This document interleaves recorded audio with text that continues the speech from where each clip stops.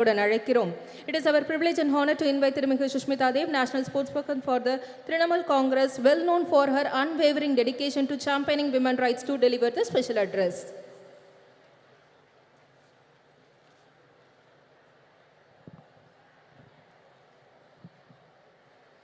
Honorable Chief Minister of Tamil Nadu, Thalapathy M.K. Stalin, I have to say it's a great honor to come face to face with you, sir, for the first time. Former Jammu and Kashmir Chief Minister Mehbooba Mufti ji, Honorable Member of Parliament Kanimozhi ji, Indian National Congress General Secretary Priyanka Gandhi ji, NCP Working President Supriya Sule ji, Subhasini Ali ji, Miss Annie Raja, Leshi Singh ji, Rakhi Bidlan ji, and many of the eminent members of parliament, MLAs, ministers of the DMP party, and the electrifying caucus of women who have gathered here today to pay tribute to their great leader, Dr. Karunanidhi ji. I am absolutely elated to represent my party, All India Trinamool Congress, in the centenary year celebration of Kalangiyar Dr. Karunanidhi, the longest serving Chief Minister of Tamil Nadu. On behalf of my leader, Honorable Chief Minister of Bengal and Chairperson of the party, Mamata Banerjee, I pay my respectful tribute to him. This is a significant platform to speak about the future of women in India. The esteemed speakers here on stage and everybody attending this discussion today will agree that Dr. Karunanidhi has a legacy of work driven towards social justice and equality of all. His initiatives were path-breaking, not just for women, but I have to say, for the third gender. He set a new precedent in Tamil Nadu by starting a welfare board for them. Till today, he is remembered for giving equal right to women to ancestral property for the first time in India. And last but not the least, a jobs quota, a government jobs quota was given by Karunanidhi ji in Tamil Nadu. And undoubtedly, Stalin, Honorable Chief Minister, is taking this legacy forward with much vigor. I would like to tell the Chief Minister that I Googled and I could not finish counting the number of welfare policies Stalin has done for the women of Tamil Nadu. The backdrop of this meeting is all of us have come together, look to assess and look at the future of women in India. And what is the backdrop? The backdrop is the recently passed Women's Reservation Bill in the month of September. Historically, if we look at the debates of the Constituent Assembly, we will see that the women members of the constituency were in two minds whether there should be reservation or not. But they believed that political segregation was not the way and it would amount to dilution of equality. But my friends, that we all have to agree that in the last 72 years of electoral and party politics, the trend of women's participation in our great country is rather dismal. Therefore, started the churning for affirmative action. Why affirmative action? Because after independence, despite the role the women of India had played in the independence war and thereafter, we could not rid our societies of gender roles and patriarchy. Women have proved their ability to compete, and if I may say so, they have done but better than men in many aspects. Yet, their economic and political participation is dwindling. I am pained to say that we all today cannot keep repeating that what are the causes, what are the reason why women of India are behind. But I think we all have to be instrumental in changing this. And may I say that no affirmative action alone can succeed. No affirmative action alone can succeed. I strongly believe that every single political party is a gateway to politics for women of India. The All India Trinamool Congress and my leader, Mamta Banerjee, implemented women's reservation during the 2019 parliamentary elections.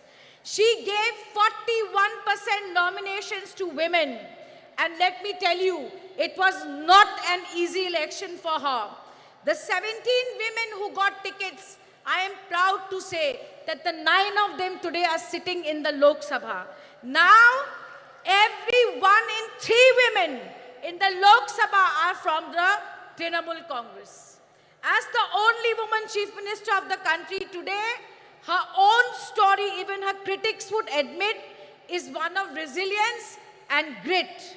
She faced every imaginable challenge, right from physical violence to patriarchy and even poverty, but stood tall through it.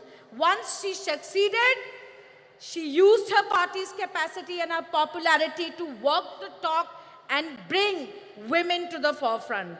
Friends, compare Mr. Narendra Modi, the Prime Minister of India. His Beti Bachao and Beti Padhao campaign is nothing but an advertising and PR excess for Prime Minister Modi. I am sad to say that Nirbhaya shook the nation, but the funds remains unutilized. I am happy that women got the Ujjwala scheme, but the majority have rejected it. BJP, with an absolute majority, has delayed the reservation bill and given us a bill which is shackled in preconditions. It is preconditioned on a fresh census and a delimitation process. I hear on television people saying that women's reservation will be implemented in 2034. But let me tell you today that there is absolutely no guarantee that even if everything goes well, women's reservation will not come into effect till 2037. Not till 2037. The last time the Delimitation Commission was set up, it took 6 years to give a report. 6 years. Therefore, my friends, BJP is infamous for tokenism. Today, when the women's reservation bill was being debated in the parliament, we should be ashamed. We should be ashamed that the BJP MP accused of molesting our wrestlers was sitting in the parliament. Today, while women were being paraded naked in Manipur, raped and children orphaned, today the Prime Minister's conscience were not shaken. But like I said, how do we do it differently? And the only thing that I can think of is where women have voted in greater numbers, why should they remain at a minimum of a bare number of 9% in the Lok Sabha? If we want to change this, I feel that there has to be political will.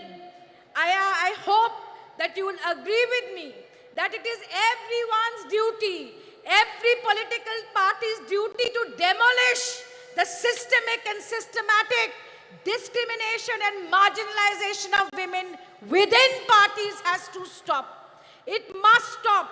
We have to show the political will to have women in more substantive positions.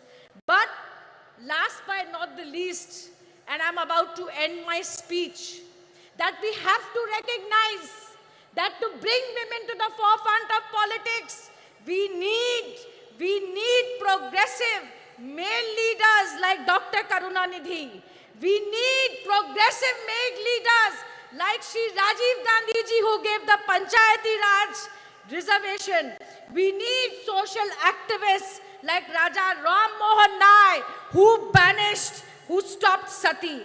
I have absolutely no doubt in my mind that India parties will come to power in 2024 and oust this regressive and anti-woman regime that is ruling the country and convert and turn this Women's Reservation Act into the greatest enabler in the history of this country for women amendment.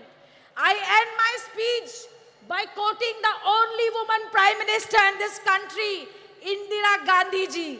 There are two kinds of people, those who do the work and those who take the credit. While Prime Minister Modi takes credit for travesty of a law in the name of reservation, let us who are sitting here do the real work towards greater political representation women. With these words, I once again thank the DMK party. I thank the women wings of the DMK party and your patience for listening to me. Jai Hind. Thank you very much.